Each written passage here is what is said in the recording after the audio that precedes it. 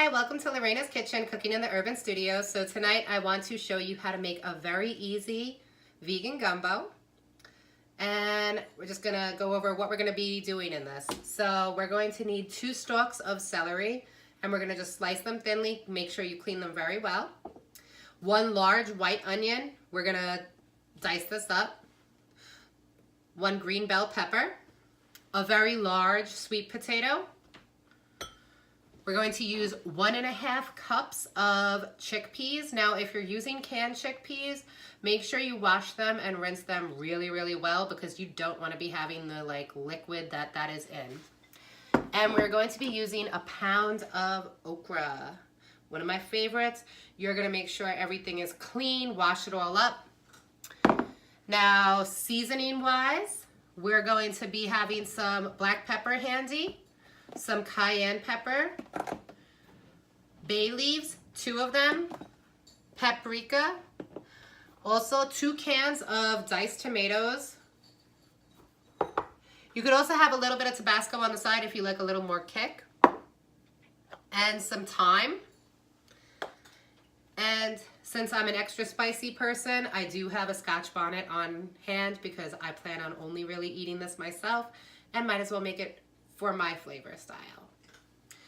6 cloves of garlic, we're gonna mince them up. And also to aid in browning our onions, we are gonna keep some baking soda on the side.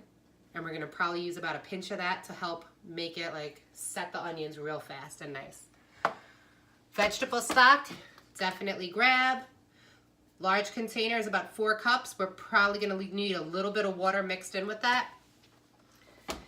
And also, I'm going to be using a little bit of peanut butter powder. Only 1 tablespoon is 45 calories, which if you compare with regular peanut butter, that is awesome. And instead of rice, which generally you can serve gumbo over, I am going to be using some cauliflower rice. You can either find it in the freezer section, or some stores make it already made into Cali rice. Or you could just get a head of cauliflower, steam it on up, mash it on down, and you've got your rice either way. So, first things first, we are going to turn on our pot to heat up.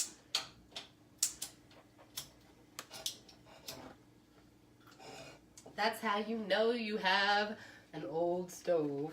It's okay though. And now,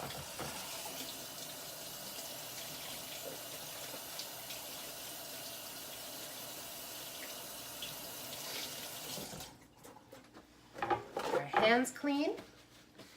And for our onion, I want just a small dice. So just make sure you peel up your onion. And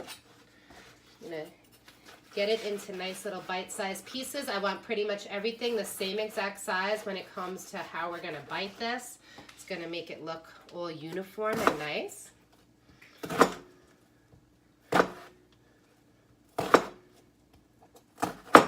And that pan is going to heat up. We're going to get these onions diced and in there so that they can start their browning process.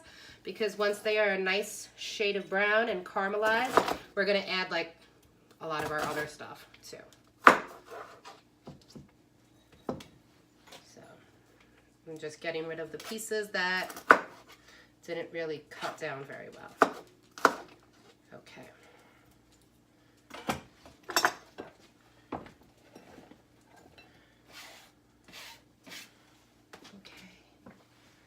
You can use a little bit of canola oil in your pan. I don't know. Oh, apron came undone. And get our onions in there so they can start their work.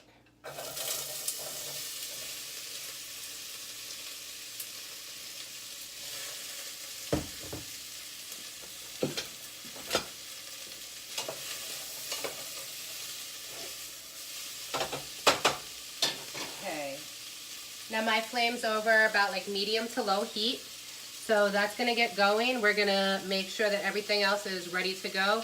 The next ingredients we're gonna be adding in is our garlic, our celery, and our bell pepper. So just gonna get our bell pepper about the same size. Make sure you seed them. Cut them down, wash them, everything's clean. Never trust the grocery store.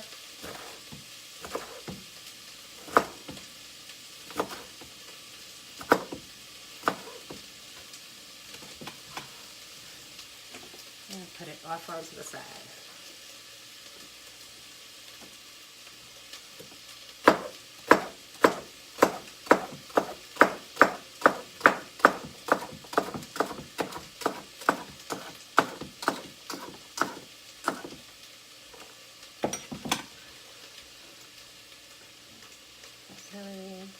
I'm going to use my little garlic mincing tool because I'm very lazy and I do love how easy this is.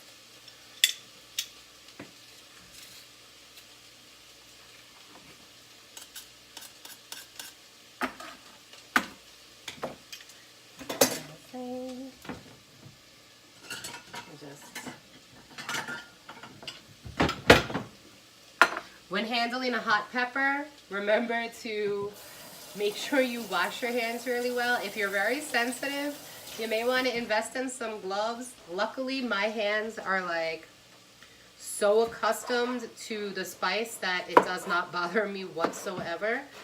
But to some people, especially if you have like a little bit like maybe a paper cut sometimes, you will feel the burn and it will hurt. In that case, get yourself some milk, do a milk wash because milk is really the only thing that really relieves the pain.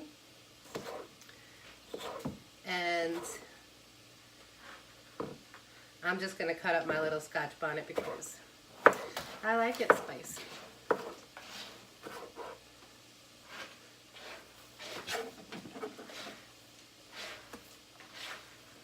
And I'm going to put that off to the side.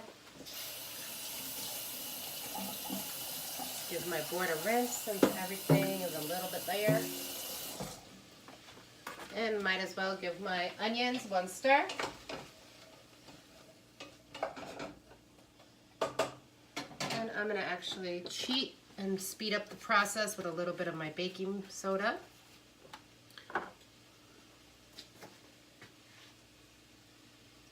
And about like 2 pinches is all you really need. Give it a good mix so that at least gets incorporated in there.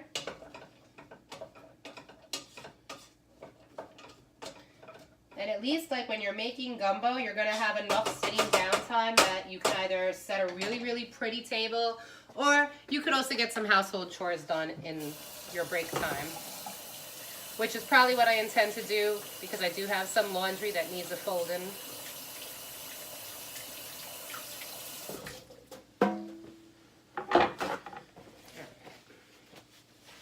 So I've got my garlic, my onion, my pepper already all cut up. So I might as well get the rest of my sweet potato going.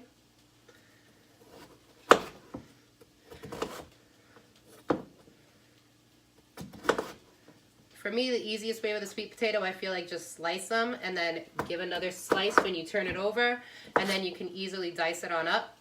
And you get pretty uniform cuts. So it's